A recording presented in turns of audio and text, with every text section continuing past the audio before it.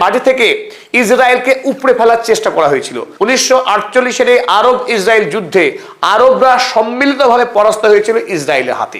একই ঘটনার পুনরাবৃত্তি হয়েছে আরো দুবার। তারপরে 1967 সালে 6 দিনের যুদ্ধ কিংবা 1973 সালের ইয়ম কিপ্পুরের যুদ্ধ, প্রতিটা যুদ্ধতেই ইসরায়েল ঢাল হয়েছিল আর মূল যুদ্ধ করেছে আমেরিকা।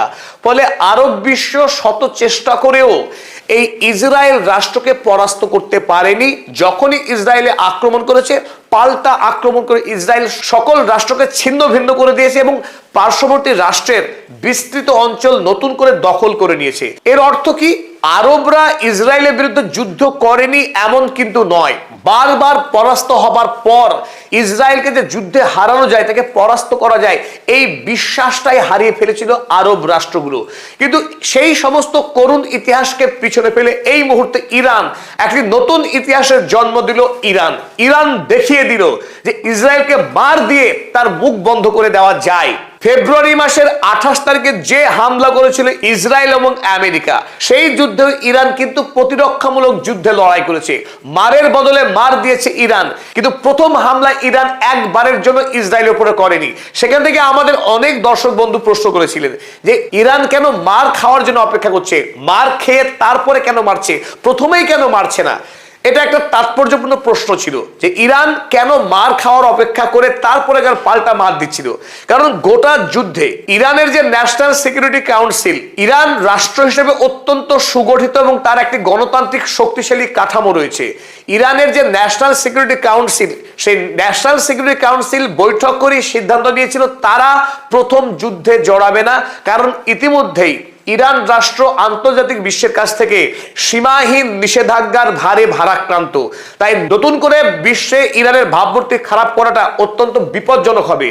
তাই ইরানের কাছে পর্যাপ্ত শক্তি থাকা সত্ত্বেও মধ্যপ্রাচ্যে নতুন করে অশান্তির সূচনা ইরান করেনি। কিন্তু 28 ফেব্রুয়ারি থেকে 8 এপ্রিল পর্যন্ত লাগাতার পৃথিবীর সবচেয়ে শক্তিশালী রাষ্ট্র America, the greatest super power, আর তার সঙ্গেই মধ্যপ্রাচ্যের ইসরায়েল নামক এই অবৈধ রাষ্ট্র, এই দুই শক্তির সঙ্গে লাগাতার লড়াই করেও ইরান তার শক্তিকে অক্ষত রাখতে পেরেছে, যেটা একটা বড়সড় বিজয় ইরানের জন্য।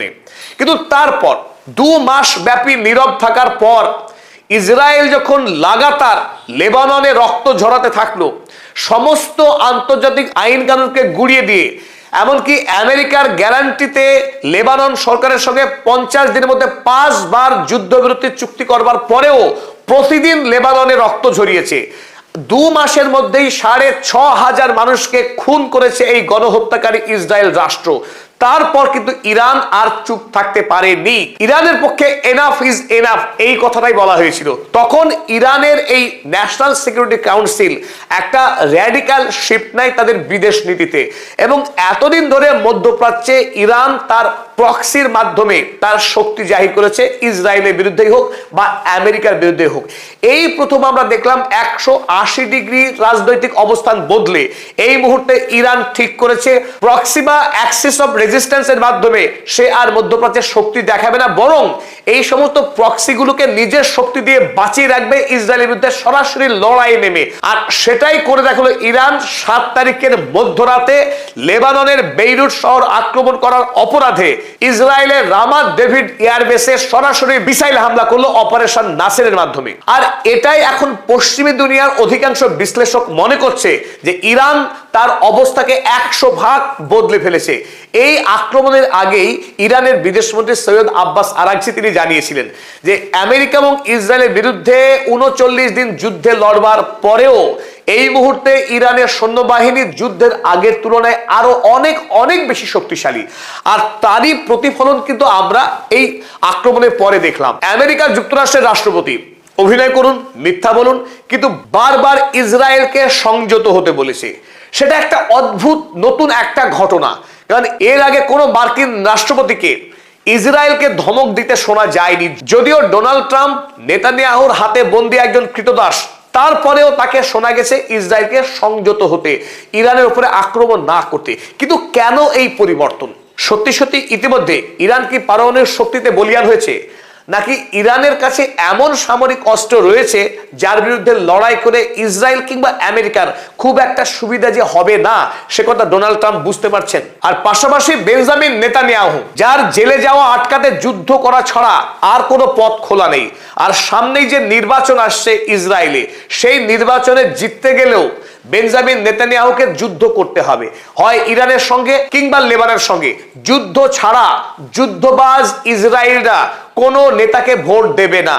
তাই তার রাজনৈতিক ভবিষ্যতের জন্য এবং জেল যাত্রা থেকে বাঁচবার জন্য বেঞ্জামিন নেতানিয়াহুর যুদ্ধ করাটা একান্তই প্রয়োজনীয়। যদিও বিষয়টি খুব অবাক করা যে অন্য দেশের মানুষ মেরে মানুষ খুন করে এই ইসরায়েল রাষ্ট্রের রাজনৈতিক নেতা তিনি প্রধানমন্ত্রীর চেয়ার দখল করবেন। নক্কারজনক। ধিক্কার জানাতে হয় ইসরায়েলবাসীকে, ধিক্কার জানাতে হয় তাদের এই রাজনৈতিক হিংস্র ব্যবস্থাকে। কিন্তু তারপরেও এই বেঞ্জামিন নেতানিয়াহু ইরানের হাতে মার খেয়ে প্রাথমিকভাবে ইরানের উপরে পাল্টা আক্রমণ করলেও শেষ আক্রমণ কিন্তু ইরান করেছে ইসরায়েলের উপরে, এবং তারপরে পাল্টা আক্রমণ করবার সাহস দেখাচ্ছে না, অন্তত এই সময়ের জন্য। কিন্তু এই মৌলিক পরিবর্তন হওয়ার পরই ইসরায়েলের অভ্যন্তরীণ প্রশ্ন উঠতে শুরু করেছে।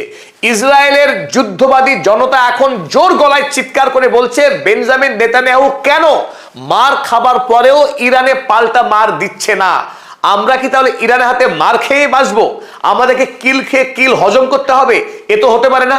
কারণ 1948 সালের পর থেকেই আমরা আরব বিশ্বকে পিটিয়ে এসেছি, মেরে এসেছি, সেটাই আমাদের ইতিহাস। বেঞ্জামিন নেতানিয়াহু কেন নতুন করে ইরানে আক্রমণ করছে না? গোটা দেশে এই মুহূর্তে বেঞ্জামিন নেতানিয়াহু প্রশ্নের মুখে পড়েছেন, পাল্টা আক্রমণ না করার জন্য, যুদ্ধ না চালিয়ে যাওয়ার জন্য।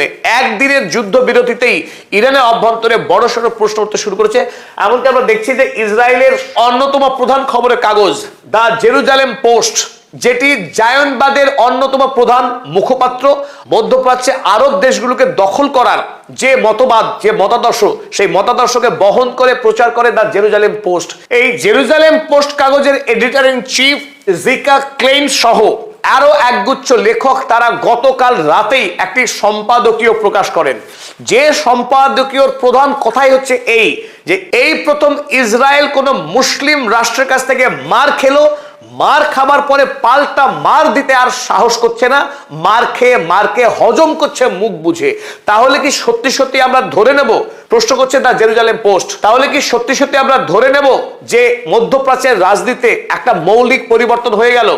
অর্থাৎ ইরান কি এই মুহূর্তে মধ্যপ্রাচ্যের সবচাইতে শক্তিশালী রাষ্ট্রের জায়গা দখল করে নিল? সাথে আমেরিকা আছে, আমেরিকার অস্ত্র অর্থ আছে। তারপরে ইসরায়েল কেন ইরানের উপরে পাল্টা আক্রমণ করে গোটা ইরান রাষ্ট্রকে ধ্বংস করছে না? সেই প্রশ্নই তুলে দিয়েছে ইসরায়েলের মানুষের হয়ে এই ইসরায়েলের সংবাদপত্র দ্য জেরুজালেম পোস্ট। তারা এখানে লিখেছে, had Israel absorbed ইরানস latest missile attack? Israel কি ইরানের সর্বশেষ মিসাইল আক্রমণকে হজম করে ফেলল? উইদাউট রেসপন্ডিং, তার জবাব না দিয়েই a new and dangerous equation in the region would have begun to emerge. তারা সরাসরি প্রশ্ন করছে, মধ্যপ্রাচ্যের রাজনীতিতে একটি নতুন এবং বিপজ্জনক মোড় দেখা দিচ্ছে। অর্থাৎ ইসরায়েলের মানুষ শঙ্কায় পড়ে গেছে, তারা যে এতদিন সর্বশ্রেষ্ঠ ছিল মধ্যপ্রাচ্যে, তাদের সেই জায়গা এখন ইরান দখল করে নিচ্ছে। সেই আশঙ্কায়, সেই ভয়ে এখন হাবুডুবু খাচ্ছে যুদ্ধবাজ রক্তপিপাসু ইসরায়েলবাসী। 7 তারিখের মধ্যরাতে ইরান আক্রমণ করবার পরপরই এই ভ্যাম্পায়ার ডোনাল্ড ট্রাম্প তিনি জানিয়েছিলেন যে নেতানিয়াহুকে ফোন করবেন, তিনি ফোন করেও ছিলেন এবং বলেছিলেন নেতানিয়াহু ইরানের উপরে পাল্টা আক্রমণ করবে না। কিন্তু তারপরে আমরা দেখেছিলাম ইসরায়েল ইরানের তিনটি গুরুত্বপূর্ণ শহরে আক্রমণ করেছিল। এমনকি ইরানের প্রথম সারির যারা নেতা, সেই নেতাদেরকে খুন করবার জন্য বিদেশ মন্ত্রকের সদর দপ্তরেও আক্রমণ করেছিল ইসরায়েল। এরপর গতকাল অর্থাৎ 8ই জুন ডোনাল্ড ট্রাম্প আরো একবার কড়া ভাষায় তিনি লিখেছিলেন, Israel and Iran must immediately stop shooting. যে ইসরায়েল এবং ইরান তারা পরস্পরকে আক্রমণ করা, মিসাইল ছোড়া অবিলম্বে বন্ধ করুক নির্দেশ দিলেন হাকিম মহিষ ডোনাল্ড ট্রাম্প। তিনি বললেন যেন তারা যুদ্ধ না করে। কিন্তু ডোনাল্ড ট্রাম্পের এই নির্দেশ কতটা নির্ভরযোগ্য, কতটা বিশ্বাসযোগ্য তা নিয়ে ইরানের পক্ষে কিন্তু বড়সড় প্রশ্ন তুলে দেওয়া হয়েছে। কারণ গত 2 মাস ধরে আমরা দেখছি যে লেবাননে ডোনাল্ড ট্রাম্প তিনি গ্যারান্টার হচ্ছেন যে ইসরায়েল আক্রমণ করবে না, অথচ সাউদার্ন লেবানন, গোটা লেবানন জুড়ে যেভাবে গণহত্যা চালাচ্ছে ইসরায়েল রাষ্ট্র, 5টা যুদ্ধবিরতির চুক্তি করবার পরেও একদিনও ইসরায়েলের আইডিএফ সেনা লেবাননের মানুষকে খুন করা থামায়নি। ফলে ডোনাল্ড ট্রাম্প একদিকে তিনি তার ট্রুথ সোশ্যাল পোস্টে যখন লিখছেন ইসরায়েল যুদ্ধ থামাক, ইসরায়েল ইরানে আক্রমণ করবে না, তারপরেও কিন্তু সেই ঘটনাগুলো ঘটে যাচ্ছে।